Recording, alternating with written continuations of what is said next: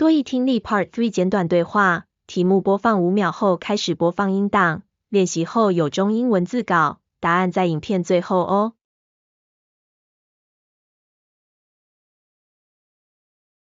Questions 85 through 87 refer to the following conversation with 3 speakers. Thanks for coming in, Dr. Stevens and Nurse Patel. The hospital board has decided to purchase the smart care system, so a representative from Medtech Solutions is coming tomorrow to deliver and install it. It'll be great to have the latest technology. I agree. So, Dr. Stevens, I'll need some of your medical department staff to assist with the installation. No problem. I'll assign 2 people to help out. Thanks. Will there be a training session for my nursing staff on how to use the new system? Yes, Nurse Patel. Medtech Solutions suggested next Monday for the training. Is that okay for your team? Sure. How about 10 o'clock?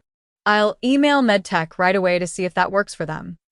多益听力 Part 3简短对话中英文字稿开始播放。Questions 85 through 87 refer to the following conversation with 3 speakers.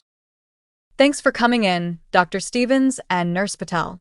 The hospital board has decided to purchase the smart care system, so a representative from Medtech Solutions is coming tomorrow to deliver and install it. It'll be great to have the latest technology. I agree. So, Dr. Stevens, I'll need some of your medical department staff to assist with the installation. No problem. I'll assign 2 people to help out. Thanks. Will there be a training session for my nursing staff on how to use the new system? Yes, Nurse Patel. Medtech Solutions suggested next Monday for the training. Is that okay for your team? Sure. How about 10 o'clock? I'll email Medtech right away to see if that works for them.